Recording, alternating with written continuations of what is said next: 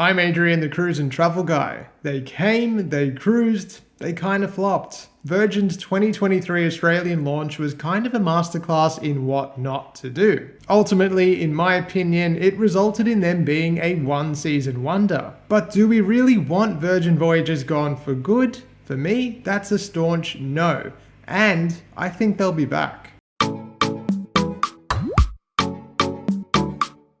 Remember, when you're planning your next cruise, head to my website first where you can search, compare and book. Virgin Voyages' maiden Australian cruise season was effectively a bust. I think even Virgin's corporate boffins would agree. I have another video detailing everything I think they did wrong, but to quickly recap, there was almost no lead time on their marketing efforts, a limited on-sale time before their launch, early advertising was misdirected at the wrong demographic, their itineraries focused on the cool weather climate of Tasmania despite being summer, and nearly all of their cruises departed from Melbourne instead of the more cruise-popular Sydney. It's almost like 6 months before the cruise line arrived, someone in the office googled how to start a cruise line in Australia and then clicked on the third result. With a confused public launch and not enough time to really settle in, a lot of people booked a Virgin Voyages cruise for the novelty of trying something new instead of a true desire to experience what Virgin brings to the cruise industry. People were left wondering, who is this for? Was it all swingers parties on board and upside down pineapples, or was it an upmarket cruise experience aimed at mature-minded travelers? Irrespective of how Virgin Voyages tried to sell it, things appeared to get so bad that the cruise line gave away hundreds, if not thousands, of free cruises. All in all, a bad showing for what was one of the most hyped cruise launches in recent history. But here's why they deserve a second chance, and if anything, owe it to themselves to give it a go. Virgin Voyages has the backing of incredible brand recognition, coupled with a truly unique onboard experience that in reality is upmarket. It still has a casual bent, and of course caters only for adults. It's a great fit for anyone interested in a holiday with more inclusions that makes things feel more premium and less typical of a regular cruise. There's no buffet, pricing is more inclusive, covering an array of restaurants that would be considered specialty dining on other cruise lines. There's a great gym and fitness classes, and entertainment and nightlife is unique. I have a comprehensive Virgin Voyages cruise review on my channel if you want all the nitty-gritty details. I've linked to it below. Virgin has a light-hearted approach to cruising that does separate it from established players in the market.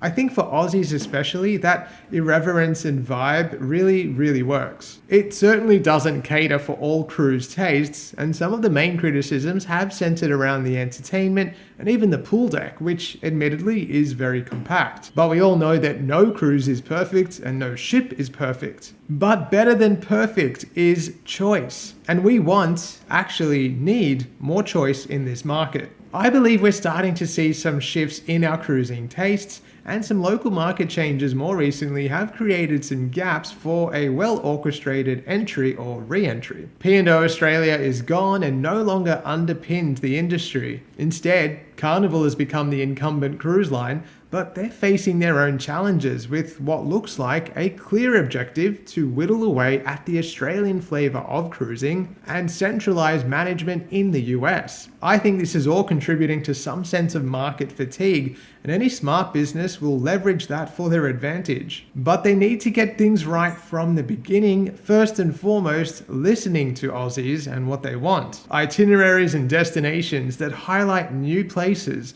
or reinvigorate old destinations that are no longer frequented by cruise lines. I can't even imagine the logistics behind this sort of process, but frankly, that's not on me. I don't have a multi-million-dollar budget, but guess who does? Cruise lines. So work it out.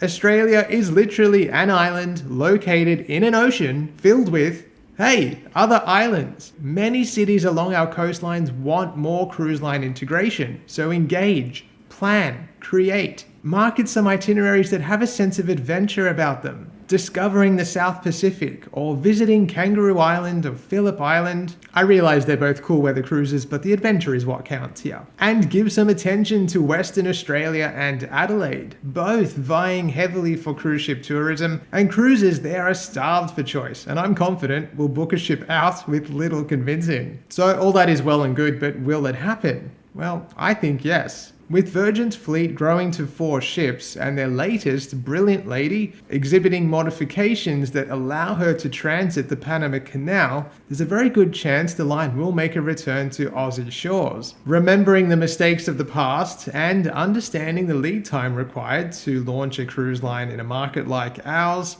I have heard whispers that something is in the works for 2028 and beyond. Virgin, if you're watching, don't give up on Australia. You had the right idea, but your execution did you dirty. Tell me in the comments, would you want Virgin back and what would it take for you to book another cruise with them or your first cruise with them? As always, thank you so much for watching. I hope you enjoyed the video. If you're interested in booking a cruise, head to my website and give me a follow on Facebook and Instagram at the Cruise and Travel Guide to stay up to date with my travels as they happen. Thanks again, and I'll see you soon. Or is it a premium upmarket cruise experience designed is not a word. But here's why they deserve a second chance and if anything, what? It's a great fit for anyone interested in a holiday that feels more premium because of the inclusions and is something else that's on my page, but I haven't seen it. It's a great fit for anyone interested in a holiday that is seeking... It's a great fit for anyone with a... What? It's a great fit for anyone interested in a holiday that makes... Nope. It's a great fit for... It's a great fit for anyone interested in a holiday. It's a great fit for anyone interested in a